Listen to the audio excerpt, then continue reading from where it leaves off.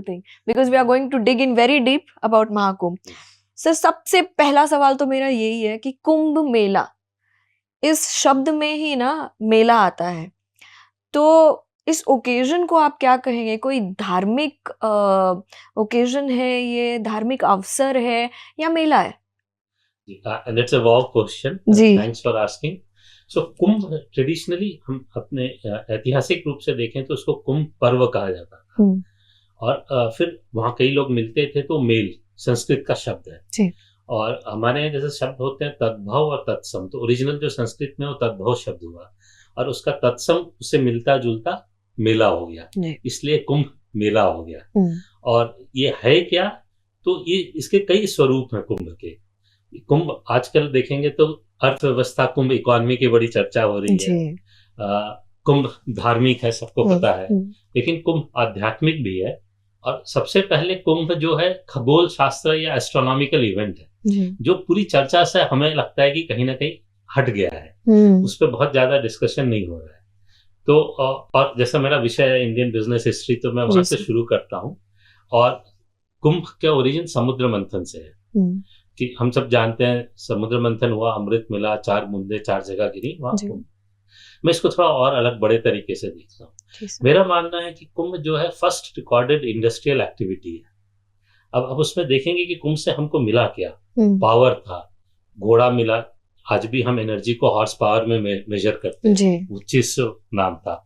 फिर हाथी मिला, ऐरावत, जो आज भी कई जगह इंडस्ट्रियल यूज में काम आता है. तो ये था पूरा. आप अगर वैसे देखेंगे तो सारंग जो तीर धनुष थे वो निकला, पांचजन्य शंख निकला. उसके बाद प्लेजर की बात हुई तो उसमें वैजंती है, फूल मालाएं, वो सब निकली. फिर धनवंतरी थे जिन्होंने फिजिक हेल्थ की बात की. फिर आप आइए तो प्योर प्रॉस्पेरिटी थी. उसमें आया हमारे पास कामधेनु गाय, कल्प वृक्ष, कौस्तभ जो पत्थर कहा जाता है बहुत कीमती, अमृत पात्र आया, तो सारा था. और साथ में पोल्यूशन था, पोल्यूशन जो विश्व शंकर जी ने किया. तो it's a pure industrial activity. अच्छा. और फिर आते हैं 4 जगह कुंभ होता है. तो हम आर्थिक रूप से पहले कुंभ को समझते हैं कि कुंभ हमारे देश में जो मेलाएं लगते हैं या फेस्टिवल होते हैं वो एक लोकल होते हैं, जहां आज भी देखेंगे गांव का उसी शहर के लोग आएंगे. फिर एक स्टेट लेवल का होगा, जैसे पंढरपुर हो गया या गंगा सागर, आसपास के 2-4 स्टेट से लोग आएंगे. तो इसमें क्या होता है कि उतने दूर की अर्थव्यवस्था में पूरा पैसा घूम जाता है. अभी जैसे कोई यहाँ से पंढरपुर पैदल जाता है तो आते जाते रास्ते भर वो पैसे खर्च करते जाता है. पंढरपुर के दिंडी जो होती है, तो पूरे रास्ते के गांव में आर्थिक एक्टिविटी हो जाती है. और बहुत पैदल जाता है आदमी, पैदल आता है, तो छोटे से छोटे तबके तक वो पैसा पहुंचता है. करेक्ट. और पैसा पूरे अर्थव्यवस्था में, जो हम बोलते हैं इकोनॉमी में, सर्कुलेट होता है. हमारे यहाँ लक्ष्मी को चंचला भी कहा गया है.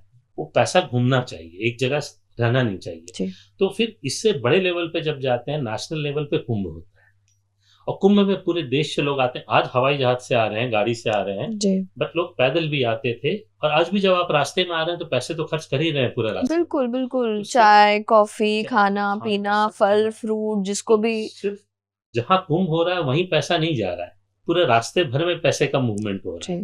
तो पूरी अर्थव्यवस्था को वो घूम लेता था. और उसके अलावा भी आप देखेंगे मेला है पूरे भारत से, वहां पे सब तरह की चीजें बिकने को आती है. अब आजकल उसमें एक थोड़ा सा नेगेटिव चीज मैं मानता हूँ कि बहुत इंडस्ट्रियल कंपनीज आ गई हैं. पिछले साल जेसीबी मशीन वाले भी खड़े थे. अच्छा. तो मुझे ये लगता है कि इस चक्कर में कहीं ना ऐसा ना हो कि हमारे ट्रेडिशनल कारीगर बाहर हो जाए मेले से.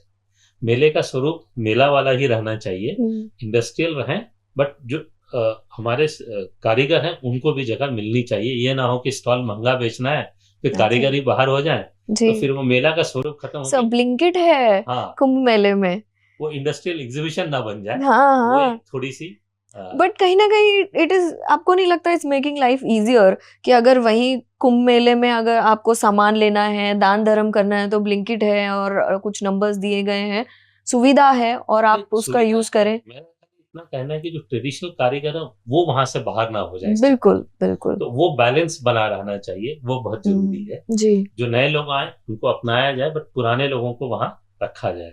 तो ये एक आर्थिक स्वरूप कुंभ का है जी.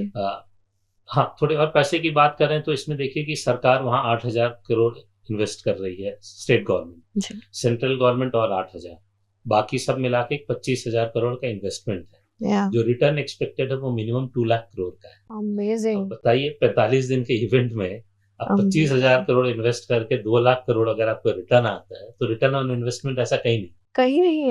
बट ये सिर्फ बाई प्रोडक्ट है, ये हमें नहीं भूलना चाहिए। ये धार्मिक आध्यात्मिक जगह है, जब तक आप उसको फॉलो करेंगे तब तक आपको फल मिलेगा। हम बिल्कुल सिर्फ पैसे पे केंद्रित होंगे तो उसका स्वरूप नष्ट होगा।